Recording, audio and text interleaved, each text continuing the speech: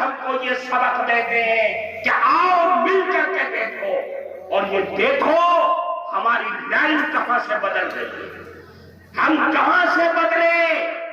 رسول اللہ کے دین کو اور اسلام کو ہم نے اپنی زندگی سے اس کا جنازہ نکال دیا ہے، اور دوشی ہم کسی اور کو ٹھہرا رہے ہیں۔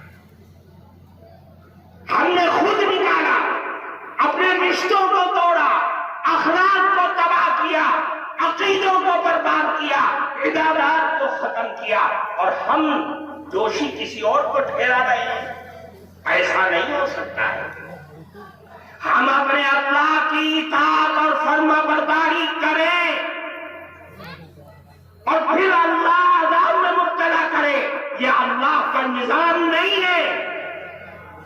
اللہ تو اعلان کر رہا ہے میری اطاعت کرو، میری فرما برداری کرو، کہ یاد رکھنا میرا اللہ کہتا ہے کہ میں تمہیں بارشیں دوں گا، اور وہ بارشیں دن میں نہیں ہوگی، تمہارے دن کو کمانے کے لیے، رات کو سونے کے لیے بناؤں گا۔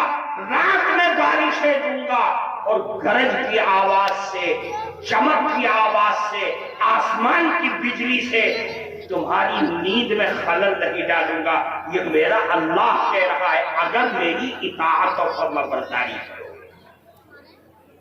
اس لیے میرے بھائی، ہمارے پاس ہتھیار موجود ہے، ہمارے پاس ایسا ہتھیار موجود ہے جو ہمیشہ تر و تازہ رکھنے والا، ہمیشہ آباد رکھنے والا، اور جو اس سے چمٹ جائے وہ بھی زندہ جاوید رکھنے والا ہے، وہ قرآن ہے۔ ہم نے اپنے دل کے جذبات کو قرآن سے لگانا ہے۔ قرآن ہمارا سب سے بڑا ہتھیار ہے، اور ہم نہیں سمجھتے، ہمارے مخالف سمجھتے ہیں۔ 7 سمندر پار بیٹھنے والے لوگ صبح سے شام تک دنیا کے بڑے سے بڑے دماغ اس چکر میں لگے ہوئے ہیں کہ مسلمانوں کا رشتہ قرآن سے توڑ دو، قرآن کو ختم کر دو، تاکہ یہ قوم تباہ و برباد ہو جائے۔ کیونکہ ہمارے راستے میں مسلمان ہی ایک ایسا قوم ہے، اسلام ہی ایک ایسا مذہب ہے، جب تک زندہ رہے گا ہم اپنی حکومت دنیا میں قائم نہیں کر سکتے۔ آپ کا بچہ اس مدرسے میں ہل کر کے قرآن کی آیات پڑھتا ہے، تو یاد رکھو خدا کی قسم ان کے ہلنے سے 7 سمندر پار بیٹھنے والا آپ کا دشمن اس کا کلیجہ گر جاتا۔ قرآن کی آیات ہیں کیا چیز؟ سنو، اللہ کے نبی فرماتے ان اللہ تبارک و تعالی قرأ طٰہٰ و یاسین قبل ان یخلق السماوات والارض ب1000 عام، کہ اللہ نے عرش پر بیٹھ کر، ابھی آسمان و زمین، نہ آکاش بنے نہ دھرتی بنی، اللہ نے عرش پر بیٹھ کر کے سورہ طٰہٰ اور یاسین کی تلاوت کی، زمین و آسمان کے پیدا کرنے سے 1000 سال پہلے۔ جب فرشتوں نے سنا اللہ قرآن پڑھ رہا ہے، اپنا کلام، کیا منظر ہوگا؟ سارے فرشتے بے حال ہو گئے۔ اللہ کے نبی فرماتے ہیں فلما سمعت الملائکہ، جب فرشتوں نے سنا تو ایک آواز ہو کر کے بول اٹھے، چلا اٹھے، کلیجہ پھٹنے لگا۔ فرمایا، فرشتوں نے صدائیں لگائی، طوبیٰ طوبیٰ لأمت تنزل ھذا علیہا، کتنے خوش نصیب امت ہوگی جس امت پر اللہ اپنا یہ کلام اتارے گا۔ یہ ہے وہ خوش نصیب لوگ جن کے سر پر آج پگڑی بننے والی ہے۔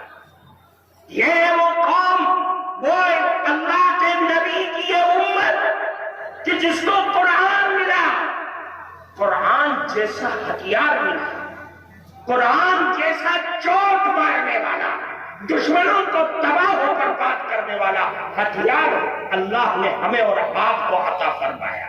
یہ ہے خوش نصیب امت۔ پھر فرمایا وَطُوبَى لِأَجْوَافٍ تَحْمِلُ هَذَا، کتنے خوش نصیب دل اور سینے ہوں گے جس سینوں میں اللہ کے کلام کی یہ آیتیں چھپی ہوئی ہوں گی۔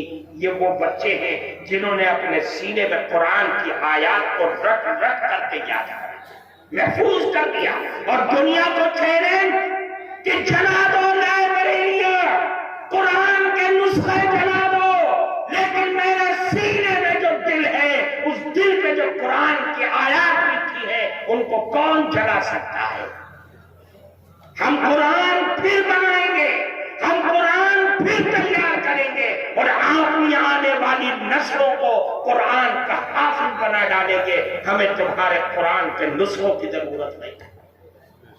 پھر فرمایا وَطُوبَى لِأَلْسِنَةٍ تَتَكَلَّمُ هَذَا، کتنے خوش نصیب زبان ہوگی کہ جس زبان سے قرآن کی یہ آیات جاری ہوں گی۔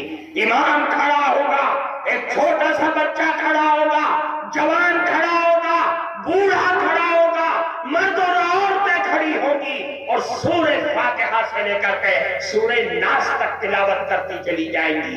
اے دنیا والوں، یہ قرآن کی آیات یہ ہمارے سینوں میں محفوظ ہے۔ اِنَّا نَحْنُ نَزَّلْنَا الذِّكْرَ وَإِنَّا لَهُ لَحَافِظُونَ، اللہ نے قرآن کو اتارا ہے، قرآن کی حفاظت بھی وہی کرے گا۔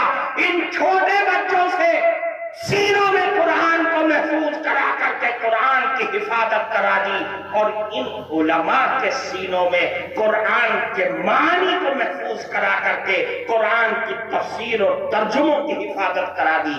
یہ میرا اللہ ہے، اس کی شان ہے۔ اس لیے میرے بھائی